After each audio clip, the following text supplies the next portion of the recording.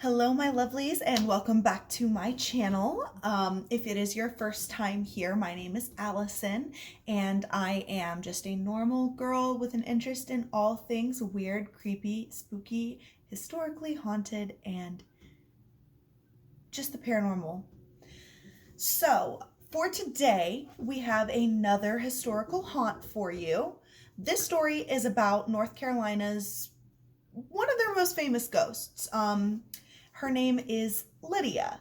So I don't know if anyone has ever heard of Lydia, but Lydia has actually been featured on a few different ghost hunting shows, just because she is pretty famous and no one really knows her true origin story. So reverse to last week's video when I told you about Lavinia's history first and then her legend.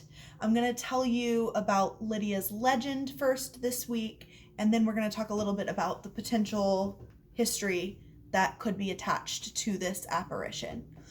So, I want you to think about it. You're driving home from work, or in the case of our very first person to have ever reported a sighting of Lydia, home from college. You go to college in Raleigh, you're coming home to Greensboro for a long weekend. And it's a rainy night, it's kind of foggy, you're a little bit worried about the safety, and you're coming around this pretty sharp curve right there in Jamestown, North Carolina, and you see a woman standing on the side of the road. She's dressed in all white, and she's standing out there in the rain, and of course you're concerned. Like, what is this woman doing on the side of the road? It's just after 10 p.m., it's dark, it's rainy, it's cold, and you can't just leave her there. So you pull over and ask her if she's okay. And she tells you that she is stuck.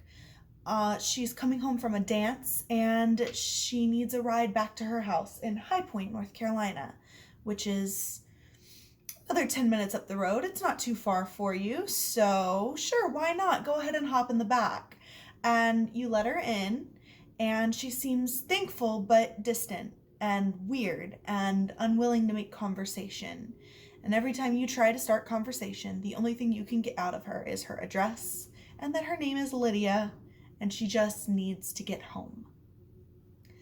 So you take her the last 10 minutes or so up the road, get her back to her house, and when you turn around to say goodbye and make sure she's okay, she's gone. The backseat of your car is completely empty. Now already your heart is starting to race, right? Where is this girl? Did she jump out of the vehicle? Did something happen that you completely missed? So you get out and you walk to the front door and ring the doorbell, and an older woman comes to the door and you explain to her, "I'm so sorry to bother you so late at night, but I picked up a young woman on the side of the road who said that she lived here. And I just wanted to see if everything was okay, if you knew anything about her. And I was a little bit worried." And the older lady smiles at you, kind of sad, kind of knowing exactly what she needs to tell you. And she says, "Oh, honey, that's my daughter. She died in a car accident in 1923, and she's been trying to get home ever since." Now, this is the legend of Lydia. This is what people have been seeing and experiencing for literal decades. So it's really interesting because this overpass that I was telling you about is right down the road from where my parents live. And I have driven under that overpass countless times. I'm going to drive under it today, actually. And it's really, really just unpresenting. Like, it's very plain. It's a graffiti site. A lot of people will pay homage to Lydia there and spray paint her name or whatever, but it's just kind of like a place that the high schoolers from Ragsdale High School go and spray paint as part of their senior prank or whatever. It's not that interesting. It's not foreboding.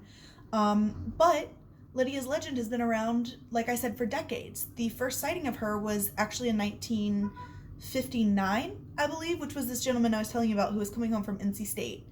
And he was cutting through Jamestown, coming off of Highway 70, and said that he had to pick up this girl that he saw on the side of the road. And that's exactly the story that he's told. And that story has been told time after time after time by young men who have seen Lydia and tried to give her a ride home.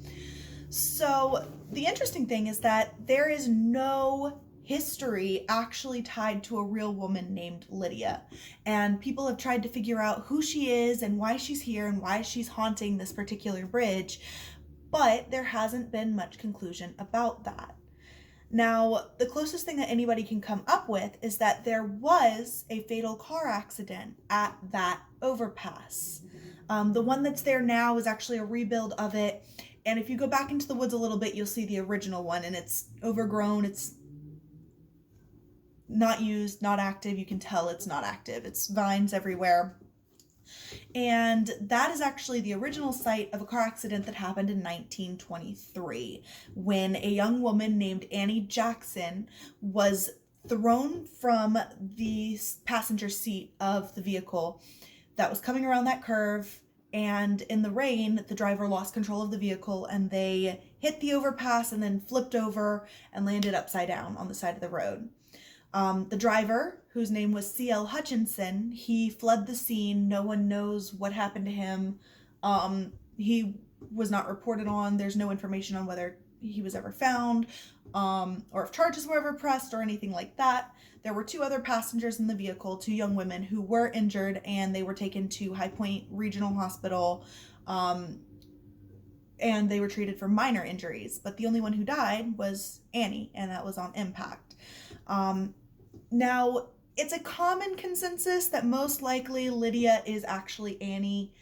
We don't know why the name change has happened or where that legend connection comes, but most people tend to agree that Annie is most likely Lydia. The other option, which is less likely and has less history connecting to it, is that there is a story about a girl being struck by a vehicle trying to walk home from prom at Ragsdale High School, which is like right up the road from that overpass. But again, no one can really find any actual stories that connect that story to an actual accident that happened at that site. So the consensus is that most likely it's Annie. But that's part of what makes Lydia's legend so interesting and so creepy.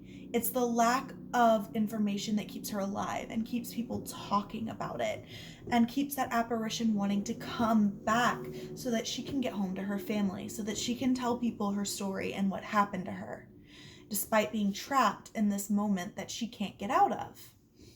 So if you ever do want to come and visit, it's a pretty easy site to get to. It's right off the highway in Jamestown, North Carolina. But like I said, it's pretty boring. However, I will say that it is not too far from Greensboro, North Carolina. Greensboro does have some more interesting haunts that I am definitely planning to share with you guys in another video, but that's a story for another time.